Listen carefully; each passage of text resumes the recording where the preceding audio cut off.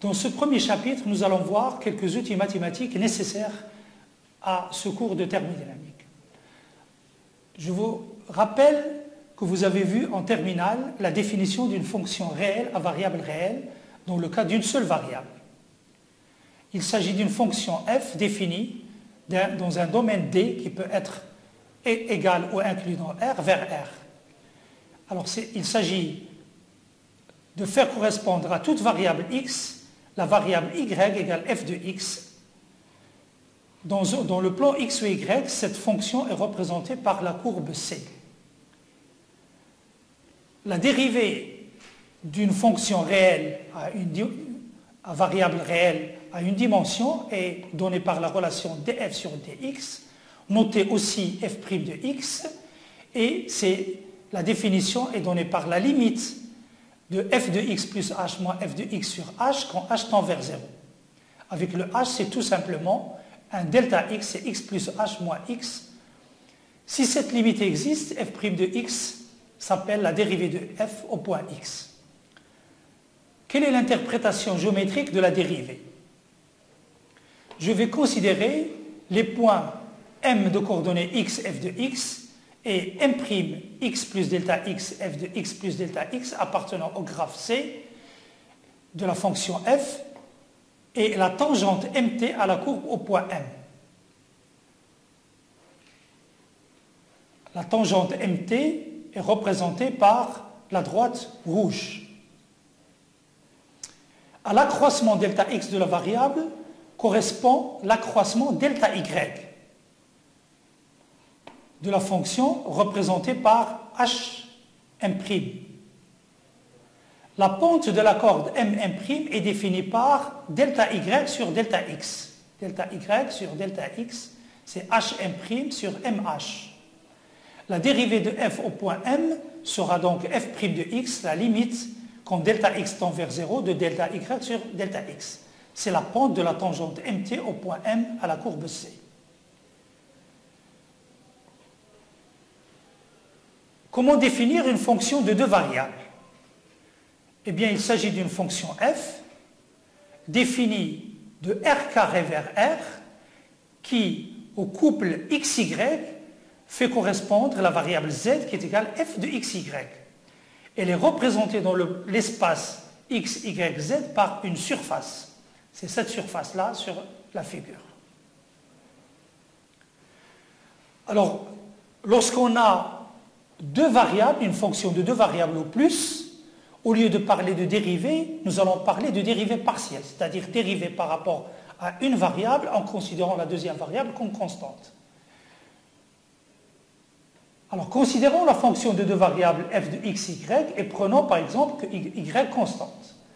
Donc, f de x, y constante, c'est tout simplement une fonction d'une seule variable, la fonction grand f de x, dont la définition est identique à celle que nous avons vue plus haut, f' de x, c'est la limite quand h tend vers 0, de f de x plus h moins f de x sur h. Alors, soit f' de x, c'est la limite quand h tend vers 0 de petit f de x plus h moins f de x sur h. Si cette limite existe, elle constitue alors la dérivée partielle de f au point, par rapport à x au point de coordonnées xy. On la note f' de x ou bien des rangs de petit f sur des rangs x à y constant ou f' par rapport à x de la fonction x, y. Tout de suite, pour fixer les idées, un exemple très simple, je considère la fonction de deux variables f de xy égale x carré sinus y moins y, et je vais dériver cette fonction par rapport à x en gardant y constant. Donc la dérivée en gardant y constant, c'est tout simplement 2x sinus y par rapport à x. Et si je dérive par rapport à y en gardant x constant, x carré c'est une constante, je la garde, je dérive sinus y, la dérivée de la fonction sinus c'est tout simplement la fonction cosinus, c'est cosinus y, et la dérivée de moins y, c'est moins 1, tout simplement par rapport à y. On peut redériver ces fonctions-là. On peut encore dériver cette nouvelle fonction par rapport à x ou par rapport à y. Également, on peut redériver cette nouvelle fonction par rapport à x ou par rapport à y. C'est ce qu'on va appeler les dérivées secondes. Donc nous constatons que 1 et 2 sont des fonctions de x et y. Je vais appeler g de xy la fonction de x sinus y et h de xy la fonction x carré cosinus y moins 1. Donc on peut dériver de nouveau ces fonctions par rapport à x et par rapport à y. En effet, la dérivée de g par rapport à x en gardant y constant, c'est la dérivée par rapport à x de la dérivée de f par rapport à x. Et c'est égal à 2 sinus y. De même, la dérivée de h par rapport à y à h constant, c'est la dérivée par rapport à y de la dérivée de f par rapport à y, et c'est moins x carré sinus y. Notation, la dérivée par rapport à x de la dérivée de f par rapport à x se note.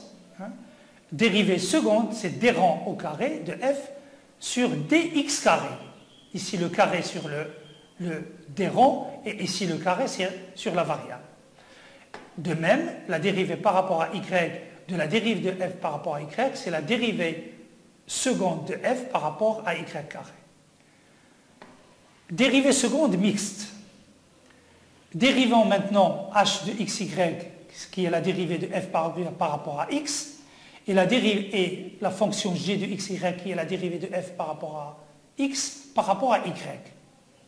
On aura donc la dérivée par rapport à x de la dérivée de f par rapport à y, qui est égale à 2x cosinus y. De même, la dérivée par rapport à y de la dérivée de f par rapport à x, qui est égale à 2x cosinus y. Notation, cette dérivée seconde, c'est d rang carré f sur dx dy, c'est 2x cosinus y, et cette écriture-là, on va la noter par d carré f par rapport à y et par rapport à x. Et c'est 2x cosinus y. On constate que la relation 3 et la relation 4 sont identiques. C'est 2x cosinus y, 2x cosinus y. Alors qu'est-ce que nous avons fait? Dans le premier cas, nous avons dérivé par rapport à y, ensuite nous avons dérivé par rapport à x. Dans la deuxième relation, nous avons dérivé par rapport à x, ensuite par rapport à y. Et nous constatons que nous trouvons la même chose. Donc la dérivée seconde de f par rapport à x, ensuite par rapport à y, elle est égale à la dérivée seconde de f par rapport à y et ensuite par rapport à x. Est-ce que ce résultat est général? En mathématiques, la réponse n'est pas affirmative, mais en physique, la réponse est oui. On peut dériver d'abord par rapport à une variable et ensuite par rapport à la seconde, et on peut intervertir la dérivation, on trouvera toujours la même chose.